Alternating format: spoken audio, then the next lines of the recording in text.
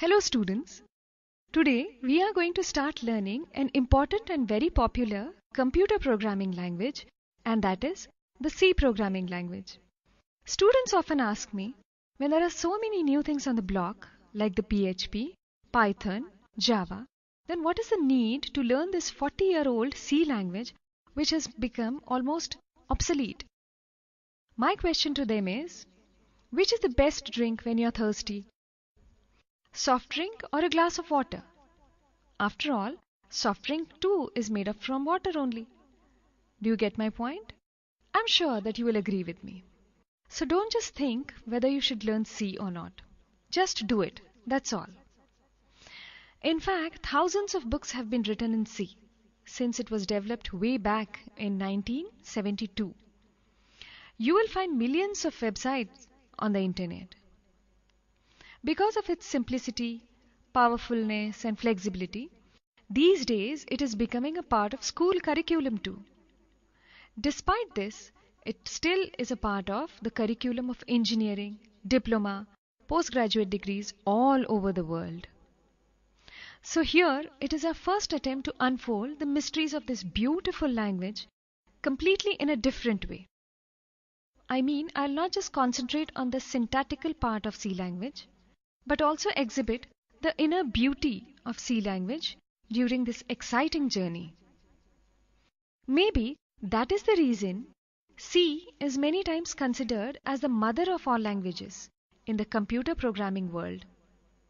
I know programming languages can be learned through books or references on the internet, but then it may not give you the confidence.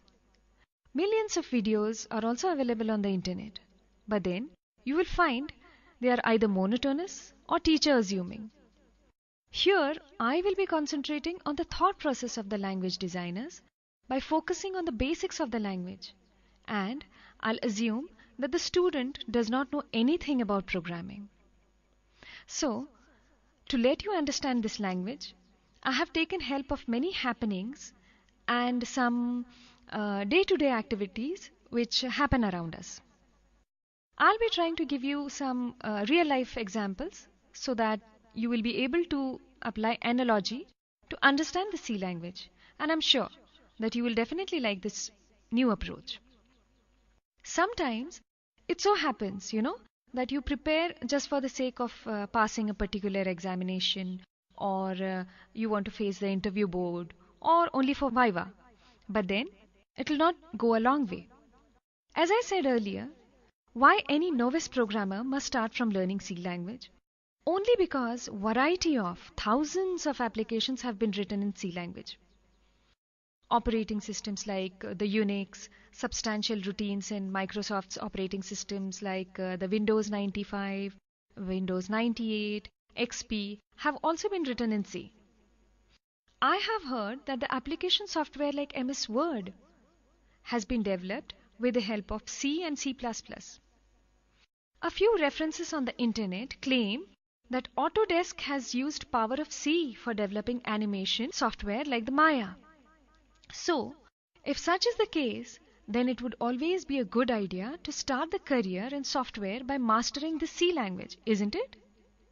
You might be a BCA student, or an engineering or diploma student, or a professional one, or even maybe a job aspirant.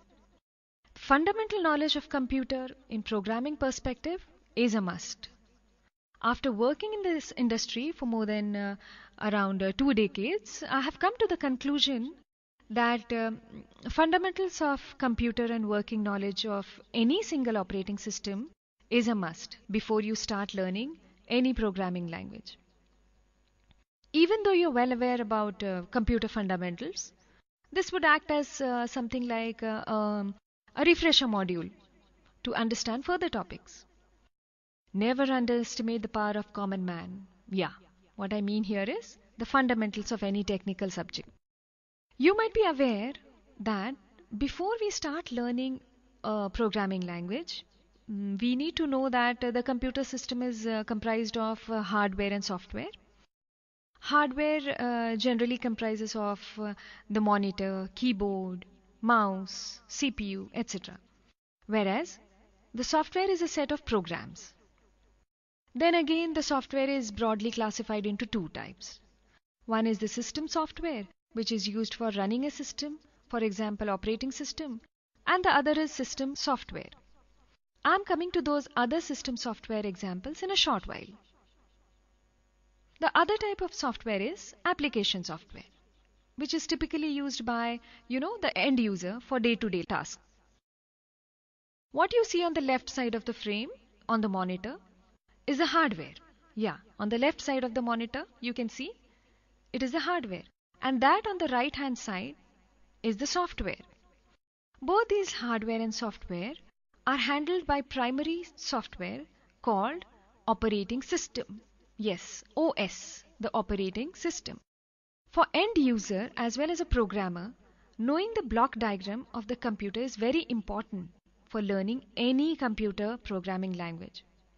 So here, we would try to explore all the components of a block diagram.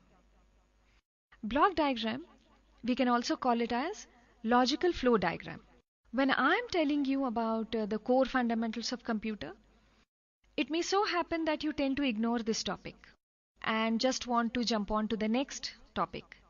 But beware, please don't do that. These fundamentals will help you to not only understand C, but also successors of C languages. Do you get my point? Alright. What you see at the extreme left now is the input unit. Basically, as I told you before, the keyboard, mouse, scanner, webcam, and mic are a few examples of input through which we put all the data into the computer. The next one at the middle is called as a processor, which primarily processes the data received from the input devices, and so it's called as processing unit. This is handled by a processor called Central Processing Unit, or in short you can also call it as CPU.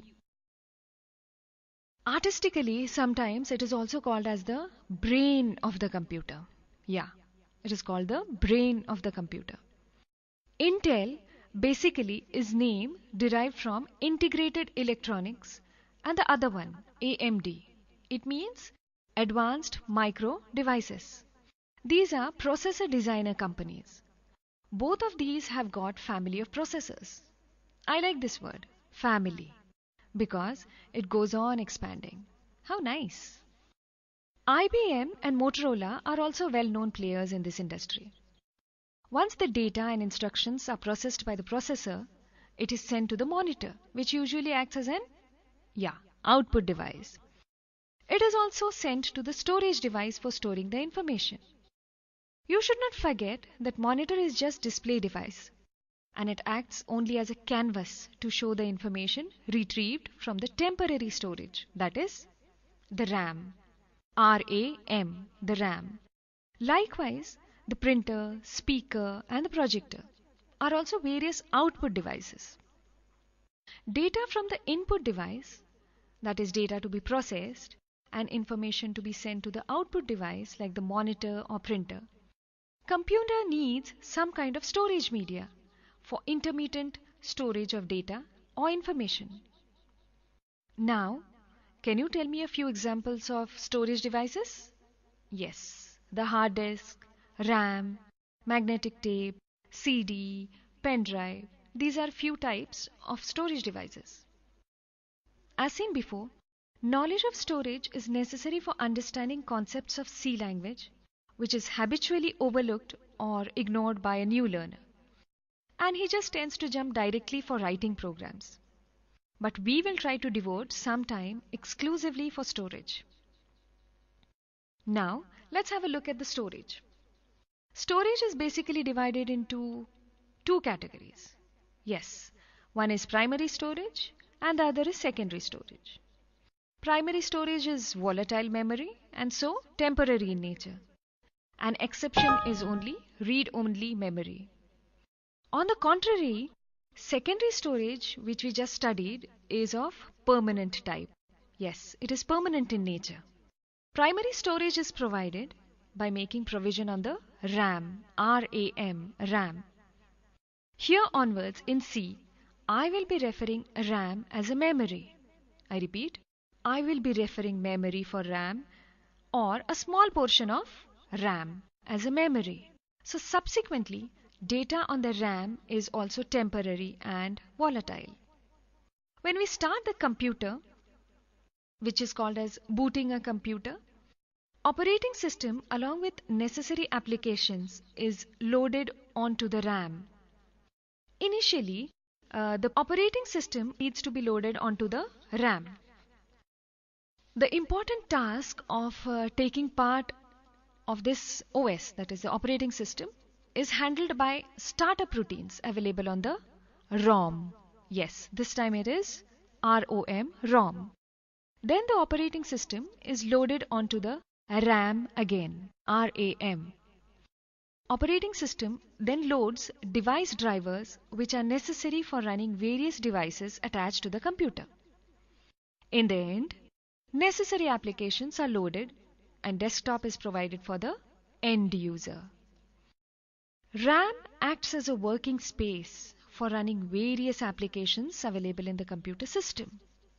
So while working, the programmer usually deals with memory. Secondary storage is of the permanent kind and available in the form of hard disk. So when you open C compiler, we work on the memory, that is RAM, and this fact should be understood by the programmer. So whenever you open C compiler for typing the program, for running the program, operating system usually provides a data segment and a code segment to the user. So whatever data you input and whatever output you get, you play only on this temporarily borrowed space.